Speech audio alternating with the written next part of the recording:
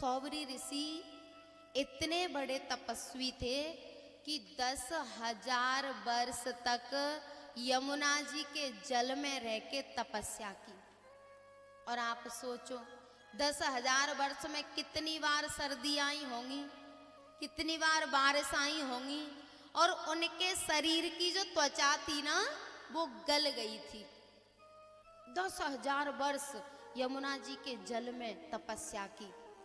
एक दिन समाधि खुली, आंखें खुली तो एक मछली, और मत्स्य कहते हैं जो नर मछली होती है, नर और मादा मछली दोनों उस जल में क्रीड़ा कर रहे थे, इधर उधर घूम रहे थे।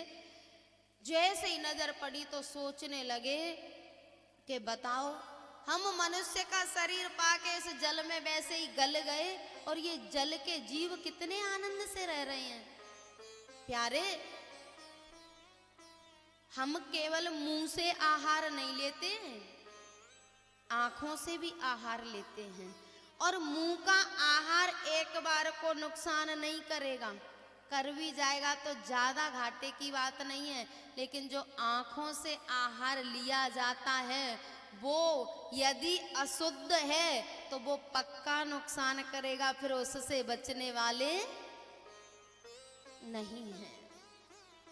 जैसे अब सोचो, एक ऋषि जिसकी त्वचा गल गई है, खाल गल गई है शरीर की, और उसने देखा तो बुद्धि खराब हो गई कि बताओ जल के जीव इतने आनंद से रह रहे हैं, हमने मनुष्य का शरीर पाके कुछ नहीं किया। और उसमें से निकल के सीधे राजा मानदाता के पास पहुंचे। उनके 50 कन्या थी, तो सीधे गए और कहा राजा तेरे यहाँ कुछ मांगने आए हैं। अब वो राजा तो कांपने लग गया, बोले पता नहीं क्या मांगेंगे, दे दिया तो ठीक है, नहीं तो पूरे राज्य पाट को नष्ट कर देंगे। बोले हाँ महाराज बताओ। बोले कि हम विवाह करना चाहते हैं, तुम्हारे पास 50 कन्याएं, एक कन्या हमें दे दो। मानदाता ने कहा कि इस बूढ़े के साथ जिसका शरीर गल चुका है, जर्जर शरीर है, कौन राजी होगी विवाह करने, और यदि मैं मने करता हूं तो ये मुझ पे ही आ जाएगा। मानदाता ने चालाकी करी, बोले महाराज मैं 50 कन्याओं को खड़ी कर दूंगा, और जो आपको पसंद कर लेगी उसको आप ले जाना, उसके साथ विवाह कर लेना। ऋषि समझ गए कि ये मेरे शरीर को देख के कह रहा है। अपनी जो साधना का तप था ना, उससे एकदम जवान सुंदर हो गए। और जैसे ही 50 कन्या आई, 50 ने उनके गले में वरमाला डाल दी। 50 कन्याओं को लेके आए, अपने 50 शरीर प्रकट किए और उन अपनी पत्नियों के साथ रहे। कुछ समय तक रहे, फिर एक दिन वैराग्य जागा और सोचने लगे कि मैं कहाँ तपस्या कर रहा था, परमात्मा से मिलने ही वाला था, और एक छोटे से दृश्य ने, एक मछली ने, जल के जीव ने मेरा जीवन खराब कर दिया।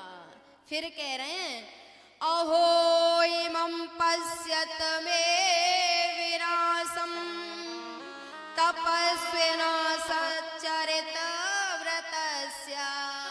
आहा, मेरे जीवन का विनाश तो देखो, कितनी बढ़िया तपस्या चल रही थी, कितना बढ़िया सत्य पर धर्म कर रहा था, और एक जल के जीव ने मेरी कैसी जिंदगी खराब कर दी। हे परमात्मा, अब मैं क्या करूं। फिर जब वैराग्य हो रहा है तो खुद पश्चाताप कर रहे हैं कि परमात्मा से मिलते मिलते और मैं कहाँ नरक में फंस गया। फिर उन्होंने कहा संगम त्यजेत मिथुन व्रतीनां मुमुक्षु। जो मोक्ष की इच्छा रखता हो, जो अपना कल्याण चाहता हो, वो संग को त्याग दे। कौन से संग को? सर्वात्मना न विसृजेत बहरिंद्रियाणि।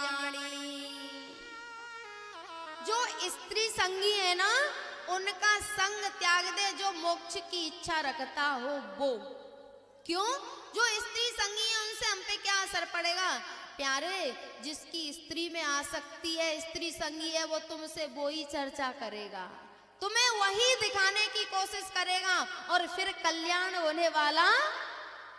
परसों चर्चा की थी ना, ध्यायतो विषयान पुंस संगस्तेषु उपजायते संगात संजायते कामा कामात क्रोधो भिजायते।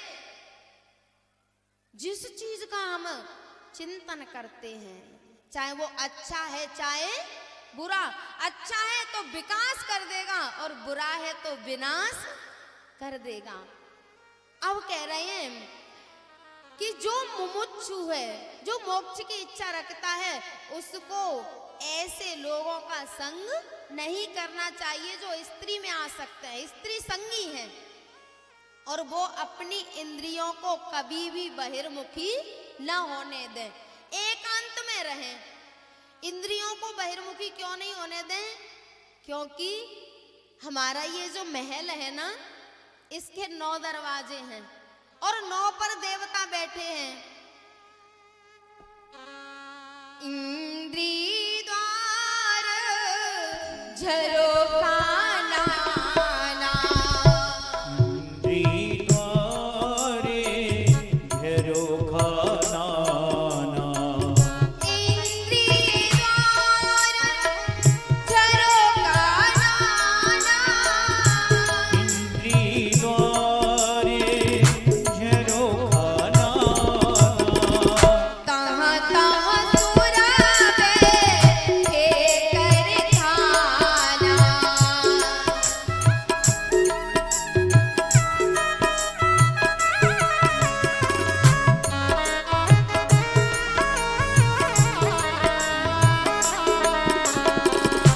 आवत देखई विषय बयारी, आवत देखहि विषय बयारी, तुरत ही दे कपाट उघारी।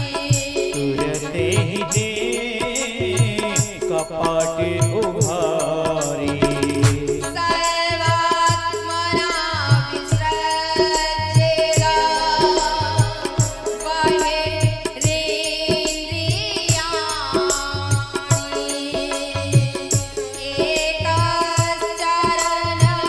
एकश्चरणरसे चित्तम् अनन्त ईशे।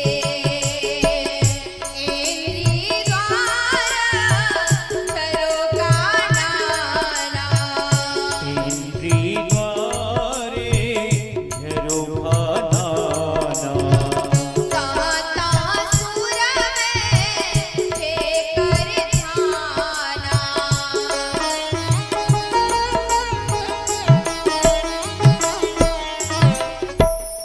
हमारी इंद्रियों के 5 विषय हैं, शब्द, स्पर्श, रूप, रस, गंध। शब्द, कान हमेशा मीठे शब्द सुनने की इच्छा रखते हैं। कोई गाली दे दे तो कितना अच्छा लगता है ना, कोई गाली दे तो फूल से बरस जाते हैं ना। नहीं, कान बस प्रशंसा सुनना चाहते हैं। अच्छा, और पता है, चाहे झूठी ही सही, वो एक पंक्ति है ना,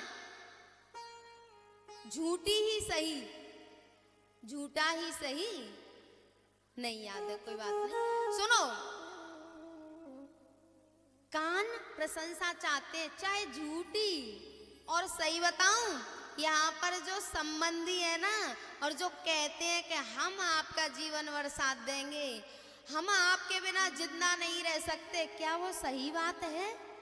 झूठ ही तो बोल रहे हैं, लेकिन कानों से झूठे प्रेम को, प्रशंसा को सुनना चाहते हैं। शब्द, स्पर्श, त्वचा सुंदर स्पर्श चाहती है। रूप, आंखें अच्छा रूप देखना चाहती हैं, चाहे ब्यूटी पार्लर पे सज के आओ, बस सुंदर देखो। झूठे ही तो है ये सब, बस अच्छा रूप देखना चाहती हैं। शब्द, स्पर्श, रूप, रस, जिह्वा अच्छा भोजन चाहती है, चाहे कर्म तो कर रही है कुटाई के, पर भोजन अच्छा चाहिए। और गंध, नाक हमेशा सुंदर सूंघना चाहती है। और प्यारे, ये 5 विषयों ने ही जीव को बर्बाद करके रखा है। ये शाश्वत नहीं है, यद्यपि थोड़ी देर के लिए हैं, लेकिन ये जीव को नष्ट कर देते हैं, उसका पतन कर देते हैं।